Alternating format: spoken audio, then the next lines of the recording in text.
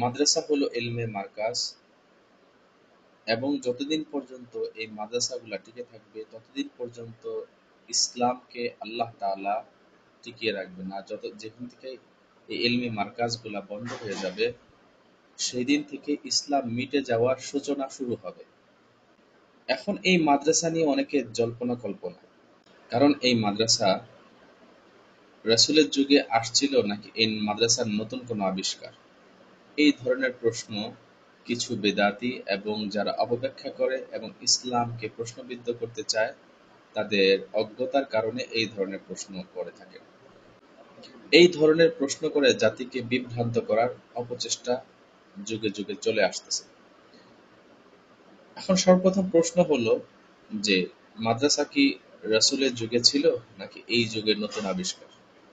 রাসূলের যুগে থেকেই মাদ্রাসার প্রচলন ছিল। রাসূলের যুগে মসজিদে নববী ছিল মাদ্রাসা, যেখান থেকে রাষ্ট্র পরিচালনা, তাজকিয়া, ইসলাহ এবং ইলমে দ্বীন, আসমানী ইলম শিখানো এবং দাওয়াত ইত্যাদি সমস্ত কাজ আঞ্জাম দিতেন মসজিদে নববী থেকে। সেটা রাসূলের শান, এবং রাসূল যেহেতু এককভাবে এই কাজগুলা করতেন, এটা নবী হিসাবে উনার কাছে সম্ভব ছিল। এখন এটা বিভিন্ন ভাগ হওয়ার কারণে এই কয়েক চারটা শিক্ষা বিভিন্ন পদ্ধতিতে চলে যায়। এখনো অনেক জায়গায় ইসলাহ, ইলমে দ্বীন শিক্ষা এবং দাওয়াত শিক্ষা একই জায়গায় আছে। এখান থেকে দুইটা জিনিস, যদি ইসলামী রাষ্ট্র না হওয়ার কারণে মাদ্রাসা এবং মসজিদ থেকে যে রাষ্ট্র পরিচালনা, সেটা হচ্ছে না। রাসূলের যুগের থেকে এই মাদ্রাসার প্রচলন ছিল। এই মাদ্রাসাটা বিভিন্ন আঙ্গিকে কিছুটা সিস্টেমে একটু পরিবর্তন আছে।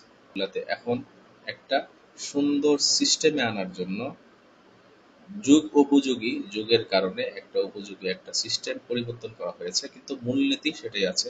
এবং যে মাদ্রাসা রাসূলের যুগে ছিল, এই মাদ্রাসায় পরবর্তীতে যুগে ছিল, এই পর্যন্ত মাদ্রাসার ধারাবাহিকতা চলে আসতেছে। তাদের দ্বিতীয় প্রশ্ন হচ্ছে, মাদ্রাসায় পড়ে এখন টাইটেল লাগানো হয় মুফতি, মুহাদ্দিস, মাওলানা, এই ধরনের কেন টাইটেল লাগানো হয়? সাহাবাদের যুগে তো সাহাবাদেরা রাসূল সাল্লাল্লাহু আলাইহি সাল্লামের মাদ্রাসা শিখে তাদের তো এই ধরনের টাইটেল তাদের ছিল না। আসলে এটা তাদের অজ্ঞতা, জেহালাতের কারণে এই ধরনের প্রশ্ন তারা সাধারণত করে থাকে। সর্বপ্রথম হচ্ছে, রাসূলের যুগে সাহাবারাও টাইটেল ব্যবহার করতেন। তাদের সবচেয়ে বড় টাইটেল হচ্ছে সাহাবা। এর থেকে বড় কোনো টাইটেল নাই। আর নিয়ম হচ্ছে সর্বোচ্চ যে ডিগ্রি, সেটা টাইটেল হিসাবে তার তার নামের পাশে ব্যবহার করা হয়, আর ছোট ডিগ্রিগুলা ব্যবহার করা হয় না। তো সাহাবাদের সবচেয়ে বড় টাইটেল ছিল তারা নবীর সাহাবা। এটার জন্যই তারা সর্বোচ্চ সম্মানের অধিকারী হিসাবে তাদেরকে সাহাবা হিসাবে স্বীকৃতি দেওয়া হয়েছে একাডেমিক লেভেলে।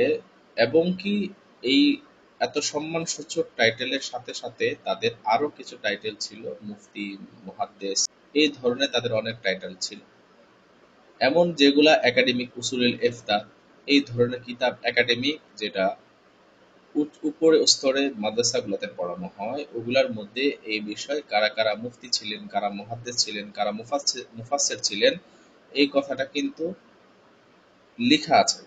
যেমন আম্মাজান আয়েশা রাদিয়াল্লাহু তাআলা আনহা, উনি মুহাদ্দিসও ছিলেন, মুফতিও ছিলেন। ইবনে মাসউদ রাদিয়াল্লাহু তাআলা আনহু, উনি মুফতি ছিলেন, ফকিহ ছিলেন। মুআজ ইবনে জাবাল রাদিয়াল্লাহু তাআলা আনহু, উনি মুজতাহিদ ছিলেন এবং ফকিহ ছিলেন। আব্দুল্লাহ ইবনে উমর রাদিয়াল্লাহু তাআলা আনহু ফকিহ ছিলেন, মুফতি ছিলেন। এমনকি আবু হুরায়রা রাদিয়াল্লাহু তাআলা আনহু, উনি মুহাদ্দিস ছিলেন। ইবনে আব্বাস রাদিয়াল্লাহু তাআলা আনহু মুফাসসির ছিলেন।